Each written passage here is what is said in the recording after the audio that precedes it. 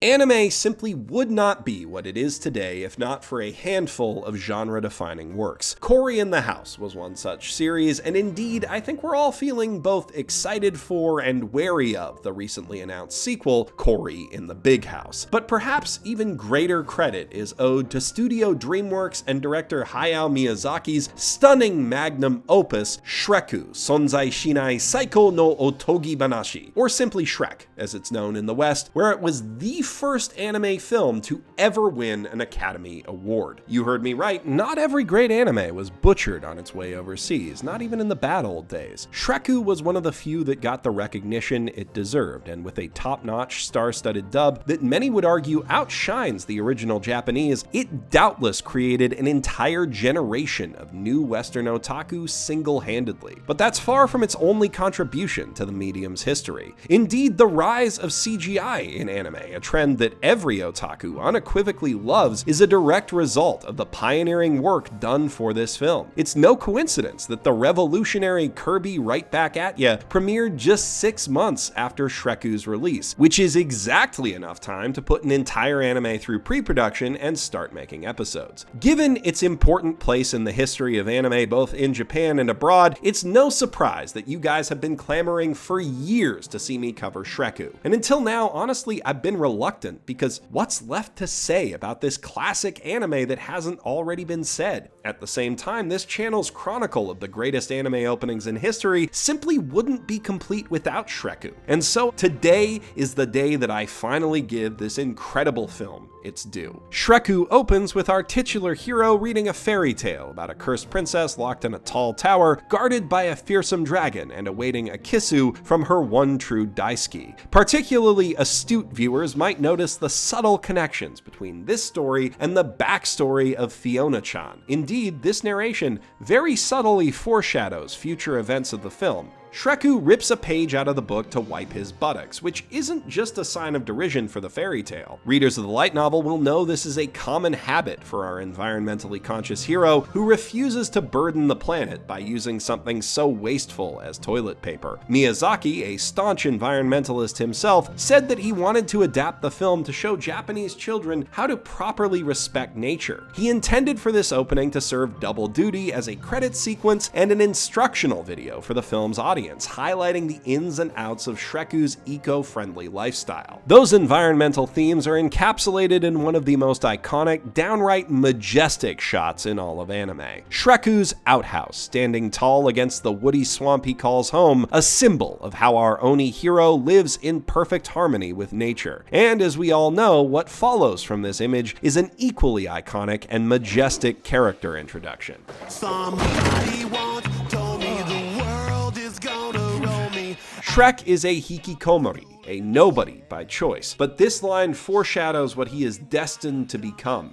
Somebody once told me the world is gonna roll me. A hero to the people of Haruka Haruka Away. And that's not the only bit of foreshadowing happening here. It might look like an animation error when the page stuck to Shrekku's foot briefly clips through his boot, but it is in fact a hint at the plot twist revealed in volume 38 that he's been a ghost all along. Of course, it was then revealed in volume 42 that that whole arc had been a dream and that Shrekku is actually the reincarnation of a Japanese teenager who was hit by a truck, reincarnated as a Japanese salaryman, and then hit by a truck again, but such are the risks that come with adapting an ongoing work. We cut to a shot of Shrekku's swampy home, built into a hill under an old tree stump, somewhat miraculously without disturbing any of the surrounding wilderness. Fun fact, Shrekku was created before computers were capable of simulating wind physics, so each blade of grass on that hut had to be hand animated by one of the 500 starving North Koreans Miyazaki keeps locked in his basement. Our hero looks upon his sustainable, carbon-neutral living quarters and flashes a satisfied smile before walking off to start his day. Scooping up a bucket of mud for his shower, he reveals the film's title card beneath the muck. This revolutionary shot marks the first example of diegetic credit integration in anime history, a tradition that has been proudly carried on by such classic anime as Welcome to the NHK, Tokyo Godfathers,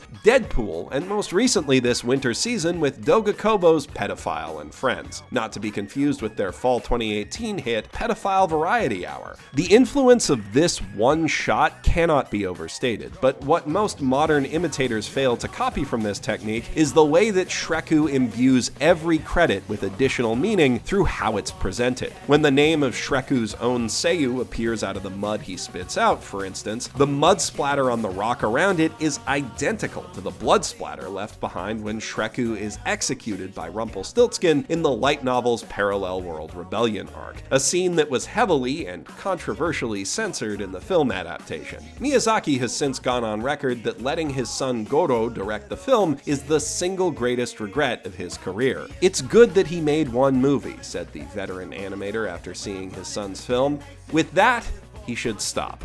But I digress. To get back to the credits, the name of Donkey's Seiyu is revealed behind a cracked mirror, symbolizing his status as Shrek's equal and opposite foil, and eventually, as light novel readers know too well, his fated eternal rival. Fans still clamor for the day that the vaunted Donkey retrieval arc will at last be animated in the glory that it rightly deserves. The dead fish that pops up to introduce Fiona-chan's Seiyu is a metaphor for her and Shrekku's style of lovemaking, which was explored in lengthy detail in bonus chapter 69.5 of the original Shrek web novel. Unfortunately, due to malicious corporate censorship, not a single artful, moving passage of that literary masterwork made it into the final cut of the film. But in protest, Miyazaki still managed to sneak some sly nods to it, like this one, into theaters under the noses of the plebeian censors. And rumor has it that a nearly finished adaptation of the chapter still exists in his personal hentai collection. The maggots that form the name of Farquaad Dono's Seiyu obviously allude to the light novel arc where he returns from the dead to claim Fiona as his ghost bride, which was eventually adapted into the critically acclaimed short film Shrek 4D at Universal Studios Florida. From these credits, we jump to a shot of Shrekku painting a self-portrait beside a tranquil swamp lake. This might seem like a cheap fake-out gag, but what's remarkable is that it's actually fully justified by the narrative of the opening. Shrekku has to paint by the lake because he broke his mirror just moments ago, and it's the only other place in the swamp where he can see his reflection. It's that kind of attention to detail and continuity that makes this film a classic. The red paint that comes off on Shreku's lips as he kisses the sign resembles the makeup of a kabuki actor. This may be a reference to stage performances of the classic Japanese folktale of the red oni and green oni, which was the inspiration for the original books. Series author Reki Kawahara said he'd always wondered what happened to the green oni after he left, and also what it would look like to see him fuck. Those two questions served as the springboard that launched this entire epic franchise. Shrekku plants the newly painted sign outside his home, revealing to us his tragic and tortured self-perception. He puts on a happy front day to day and claims to enjoy his solitude, but deep down he sees himself as a lonely monster and hides away to avoid hurting others. The angry, slightly sad face on this sign is his true self, and the lettering holds double meaning. To trespassers, it says,